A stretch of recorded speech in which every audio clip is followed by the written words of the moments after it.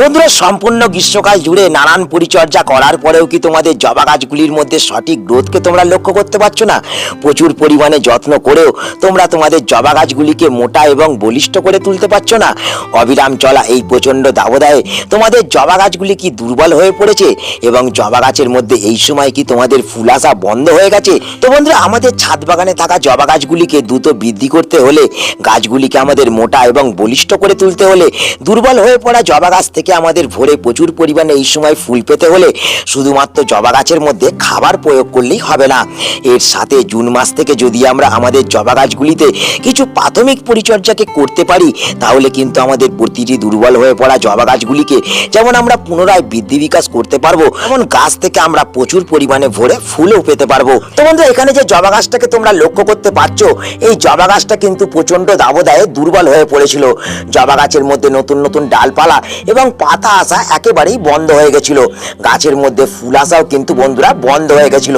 কিন্তু তোমরা দেখতে পাচ্ছ, আবহাওয়া একটু ডিম হওয়া মাত্রই এবং রোদের তীব্রতা কমা মাত্রই গাছটা কিন্তু নতুন নতুন ডালপালা এবং পাতা বৃদ্ধি করতে শুরু করেছে এবং গাছের মধ্যে তোমরা কিন্তু কুড়িকেও লক্ষ্য করতে পারছো। তাই এই সময় আমাদের জবা গাছের মধ্যে খাবার প্রয়োগ নয়, তার সঙ্গে সঙ্গে বিশেষ কয়েকটি পরিচর্যাকে যদি আমরা এই সময় আমাদের জবা গাছের মধ্যে করতে পারি, তাহলে কিন্তু আমাদের প্রত্যেকটা জবা গাছকে আমরা কিন্তু খুব অল্প সময়ের মধ্যেই ঝাঁকড়া এবং বুশি করে তুলতে পারবো এবং তার সঙ্গে সঙ্গে আমরা প্রত্যেকটা জবা গাছ থেকে আবার পুনরায় কিন্তু ভরে ফুলকে পেতে পারবো। তো চলো আর সময় নষ্ট না করে জেনে নেওয়া যাক, আমাদের এই সময় দুর্বল হয়ে পড়া জবা গাছগুলিকে সুস্থ এবং সতেজ করে তুলতে হলে কোন কোন ঘরোয়া পরিচর্যাকে আমাদের করতে হবে এবং কোন ধরনের খাবারকে প্রয়োগ করলে আমাদের জবা গাছ থেকে এই সময় আমরা ভরে ফুলকে পেতে পারবো।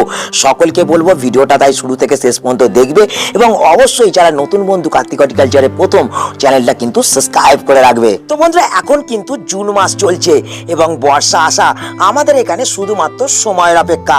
আর এই বর্ষাকাল আমাদের জবা গাছের গ্রোথের জন্য খুব ভালো একটা সময়। তাই এই বর্ষাকে কাজে লাগিয়ে আমাদের জবা গাছগুলিকে দ্রুত বৃদ্ধি বিকাশ করতে হলে প্রথম যে কাজটা আমাদের করতে হবে আমাদের জবা গাছের মধ্যে, সেটা হলো আমাদের জবা গাছগুলিকে কিন্তু এই সময় আমাদের খোলামেলা জায়গার মধ্যে রাখতে হবে। কারণ বন্ধুরা, আমরা সকলে জানি তপ্ত গ্রীষ্মে আমরা আমাদের জবা গাছগুলিকে বাঁচানোর জন্য ছায়াযুক্ত জায়গার মধ্যে রেখেছিলাম, কিন্তু যেহেতু এখন বর্ষা আসতে শুরু করেছে, সেহেতু আমরা যদি এই গাছগুলোকে খোলামেলা জায়গার মধ্যে রাখতে পারি, তাহলে যেমন গাছগুলোতে পর্যাপ্ত পরিমাণে সূর্যের আলো পাবে, তেমন গাছের মধ্যে প্রয়োজনীয় মাত্রায় কিন্তু বৃষ্টির জলও পাবে এবং আমাদের এই বৃষ্টির জল আমাদের জবা গাছ কিন্তু প্রচুর পরিমাণে পছন্দ করে। বৃষ্টির জল যখনই জবা গাছের পাতার মধ্যে পড়তে শুরু করে, তখনই কিন্তু জবা গাছ দ্রুত হারে নতুন নতুন ডালপালা এবং পাতাকে বৃদ্ধি করতে থাকে। কোনো ধরনের খাবার প্রয়োগ করা ছাড়াই আমরা আমাদের জবা গাছ থেকে প্রচুর পরিমাণে কিন্তু কুঁড়ি আসতেও লক্ষ্য করতে পারি। তো বন্ধুরা, এই তো ছিল আমাদের প্রথম একটা টিপস। এরপর চলো আমরা এগিয়ে যাই আমাদের দ্বিতীয় টিপসের দিকে। তো বন্ধুরা, তোমরা দেখতে পাচ্ছ আমার এই জবা গাছের পাতাগুলো কিন্তু কেমন সবুজ চকচক করছে। পাতার মধ্যে একটা উজ্জ্বল ভাবকে তোমরা লক্ষ্য করতে পারছো। তার সঙ্গে সঙ্গে গাছের কুঁড়িগুলিও কিন্তু ফুটে ফুলে পরিণত হওয়ার জন্য আস্তে আস্তে কিন্তু তৈরি হচ্ছে এবং এর সাথে সাথে তোমরা গাছের মধ্যে কিন্তু কিছু ফুলকেও লক্ষ্য করতে পারছো। তো বন্ধুরা, আমাদের জবা গাছের মধ্যে এই সময় যে সমস্যাটা বেশি লক্ষ্য করা যাচ্ছে, যে আমাদের জবা গাছের পাতাগুলির মধ্যে উজ্জ্বল ভাব কিন্তু ধীরে ধীরে নষ্ট হয়ে যাচ্ছে।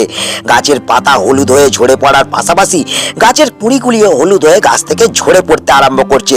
তো এই সমস্যা থেকে বাঁচতে হলে আমাদের এই সময় যে 2 নম্বর কাজটা আমাদের জবা গাছের মধ্যে করতে হবে, সেটা হলো বন্ধুরা, আমাদের জবা গাছের মাটির মধ্যে আমাদের কিন্তু এই সময় বুঝে বুঝে জলকে প্রয়োগ করতে হবে। আমাদের জবা গাছ পরিচর্যা করার ক্ষেত্রে একটা বিষয়কে সবার আগে মাথায় রাখতে হবে, আমাদের জবা গাছ যেমন কম জলকে পছন্দ করে না, তেমন কিন্তু অতিরিক্ত মাত্রায় জল প্রয়োগ করাকেও জবা গাছ একেবারেই পছন্দ করে না। এই সময় যেহেতু বর্ষা আসতে চলেছে এবং বর্ষা আসা মানেই কিন্তু এখানে প্রচুর পরিমাণে বৃষ্টি আমরা লক্ষ্য করতে পারি এবং সেই সময় যেটা হয়, গাছের মাটি কিন্তু সবসময় ভিজে চপচপে হয়ে থাকে এবং অনেক সময় দেখা যায় যে গাছগুলি প্রখর রোদ্দুরের কারণে মাটি ভিজে থাকার ফলেও ঝিমিয়ে পড়তে আরম্ভ করে। তখন আমরা যে ভুলটা করি, আমরা গাছের মাটিতে কিন্তু আবার গিয়ে জল প্রয়োগ করে দিই। কিন্তু বন্ধুরা, এক্ষেত্রে কিন্তু তোমাদের এই কাজটা কখনোই করা চলবে না।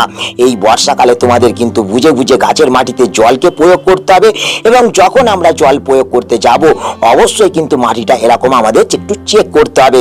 যদি মাটি এই রকম ময়েশ্চার থাকে, তাহলে কখনোই জবা গাছের মাটিতে আমরা জলকে প্রয়োগ করব না। যদি মাটি শুকিয়ে যেতে আরম্ভ করে, তারপরে তারপরেই কিন্তু এই সময় আমরা জলকে প্রয়োগ করব। তবেই কিন্তু আমাদের জবা গাছের পাতার মধ্যে একটা উজ্জ্বল ভাবকে আমরা সারা বছর বজায় রাখতে পারবো। গাছের পাতা হলুদ হয়ে যাওয়া, গাছের কুঁড়ি ঝরে পড়ার সমস্যাকে কিন্তু এই সময় আমরা দূর করতে পারবো এবং অসংখ্য সংখ্যায় গাছ থেকে আমরা প্রচুর পরিমাণে ফুলও পেতে পারবো।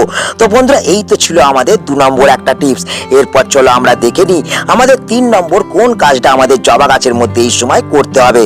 তো বন্ধুরা, বর্ষার আগে আমাদের ছাদ বাগানের প্রত্যেকটা জবা গাছকে আমাদের সুস্থ রাখতে হলে, প্রত্যেকটা জবা গাছ থেকে আমাদের প্রচুর পরিমাণে কুঁড়ি এবং ফুলকে পেতে হলে যে 3 নম্বর কাজটা আমাদের এরপর করতে হবে সেটা হচ্ছে আমাদের জবা গাছের মাটিকে আমাদের কিন্তু ফ্রেশ রাখতে হবে। কারণ বন্ধুরা, আমরা অনেক সময় দেখি আমাদের জবা গাছের মাটির মধ্যে কিন্তু আগাছা এবং ঘাস জন্মে যেতে শুরু হয়। তার ফলে যেটা হয়, বর্ষাতে সেই আগাছা এবং ঘাসগুলি পচে গিয়ে আমাদের মাটির মধ্যে কিন্তু ফাঙ্গাস এবং ব্যাকটেরিয়ার সৃষ্টি করতে থাকে। তার ফলে গাছের মধ্যে ফুল আসা বন্ধ হয়ে যায় এবং গাছ ধীরে ধীরে মারা যেতে শুরু করে।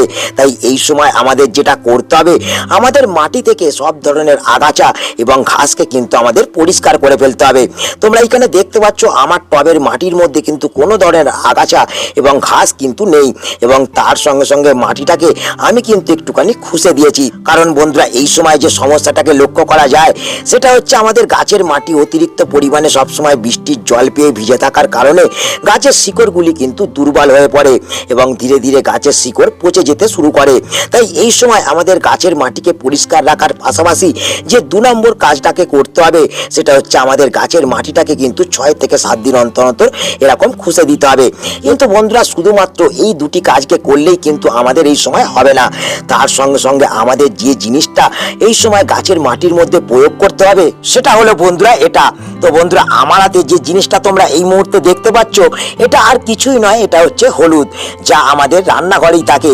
তো বন্ধুরা, এই হলুদকে কিন্তু আমরা অ্যান্টি ফাঙ্গাল হিসেবে কিন্তু ব্যবহার করে থাকি এবং এই হলুদের বদলে তোমরা কিন্তু তোমাদের বাড়িতে থাকা যে কোনো ফাঙ্গিসাইডকে তোমরা কিন্তু এক্ষেত্রে ব্যবহার করতে পারো, প্রত্যেকটা টবের জন্য হাফ চামচ করে। তো বন্ধুরা, তোমরা এখানে দেখতে পাচ্ছ আমি কিন্তু হাফ চামচ হলুদকে এখানে কিন্তু সুন্দরভাবে মাটির মধ্যে প্রয়োগ করে দিচ্ছি। এক্ষেত্রে যেটা হবে, আমাদের গাছের মাটি সবসময় কিন্তু ফ্রেশ থাকবে, গাছের মাটির মধ্যে কোনো ধরনের ব্যাকটেরিয়া এবং ফাঙ্গাসের আক্রমণ কিন্তু হবে না। তো বন্ধুরা, এই জিনিসগুলোকে কিন্তু আমাদের বর্ষা আসার আগে থেকেই ব্যবহার করতে হবে, তবেই কিন্তু আমরা গাছকে এই মুহূর্ত থেকে বর্ষা পর্যন্ত আমরা কিন্তু প্রোটেক্ট করতে পারবো।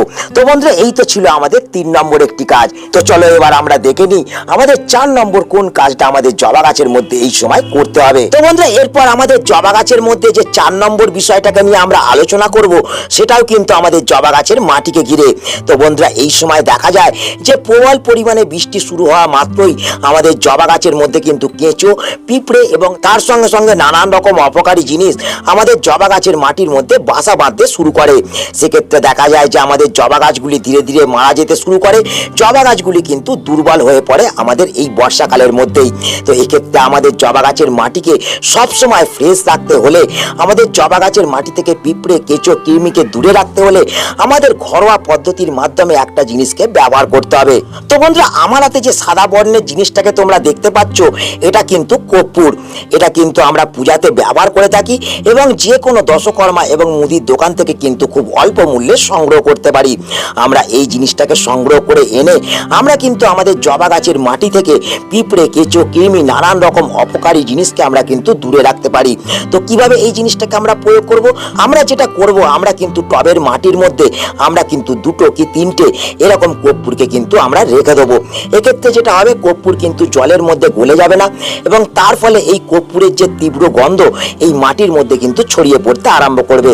তার ফলে যতই বৃষ্টি হোক না কেন গাছের মাটি কিন্তু এই সময় ফ্রেশ থাকবে। তো বন্ধুরা, এই তো ছিল আমাদের 4 নম্বর এবং গুরুত্বপূর্ণ একটি কাজ। এরপর চলো আমরা দেখে নিই আমাদের 5 নম্বর কোন কাজটা করতে হবে।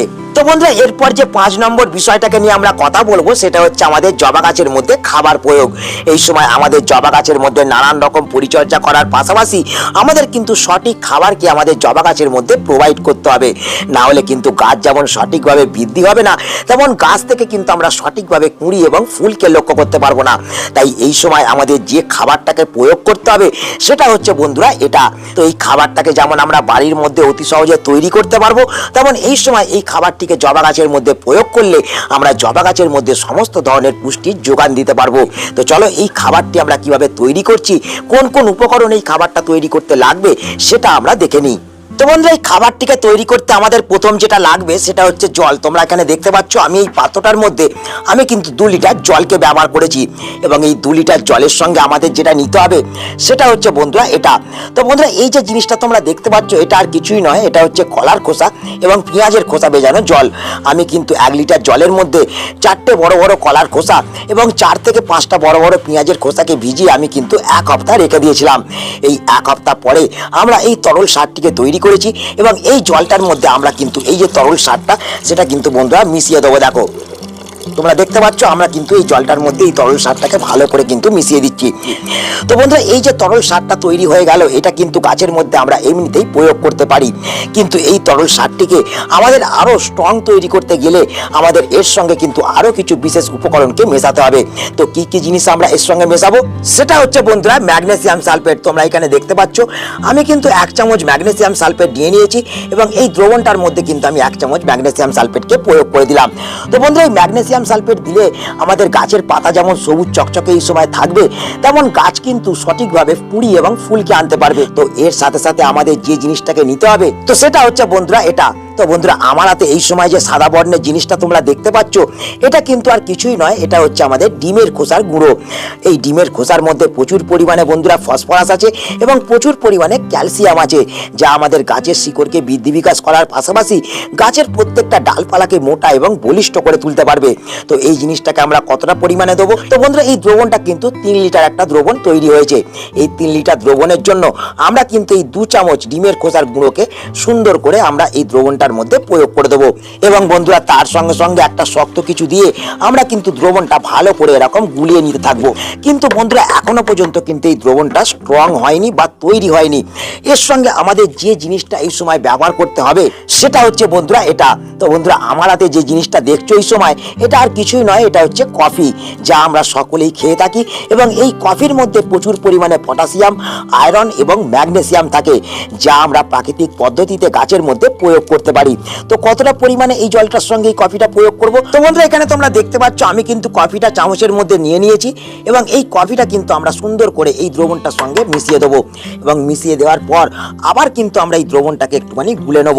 এই দ্রবণটা বন্ধুরা খুব কিন্তু স্ট্রং একটা দ্রবণ। এই দ্রবণটা বাড়ির মধ্যে তৈরি করে তোমরা যদি এই সময় বর্ষার আগে জবা গাছগুলোর মধ্যে প্রয়োগ করতে পারো, সমস্ত জবা গাছের মধ্যে মাত্র 7 দিনের ভেতর তোমরা কিন্তু কুঁড়ি এবং ফুলকে লক্ষ্য করতে পারবে। তো চলো এই দ্রবণটা তো আমরা তৈরি করে ফেললাম, কতটা পরিমাণে এই দ্রবণটা আমাদের এবার গাছের মধ্যে প্রয়োগ করতে হবে সেটা আমরা দেখে নিই। তো বন্ধুরা তোমরা দেখতে পাচ্ছ আমি কিন্তু এই দ্রবণটা ছেঁকে নিয়ে চলে এসেছি এবং সুন্দর লিকুইড তরল আমার জবা গাছের মধ্যে প্রয়োগ করার জন্য কিন্তু আমি প্রস্তুত হয়ে গেছি। তো বন্ধুরা এই যে টবটা দেখছো তোমরা, এই টবটা কিন্তু একটা 8 ইঞ্চি টব এবং এই 8 ইঞ্চি টবের জন্য এই খাবারটাকে আমাদের প্রয়োগ করার আগে আমাদের যে কাজটা করতে হবে, আমাদের টবের মাটিতে কিন্তু যে কোনো কম্পোস্ট সারকে এই সময় কিন্তু 2 মুঠো ব্যবহার করে দিতে হবে। এখানে তোমরা দেখতে পাচ্ছ আমি কিন্তু ভার্মি কম্পোস্টকে এখানে ব্যবহার করছি। তোমরা যে কোনো কম্পোস্ট সার কিংবা গোবর সারকে কিন্তু ব্যবহার করতে পারো। তো বন্ধুরা দেখো এখানে কিন্তু আমি কম্পোস্টটা ব্যবহার করে দিলাম এবং এই যে 8 ইঞ্চি টবের মধ্যে এই তরল দ্রবণটা এবার আমরা প্রয়োগ করব।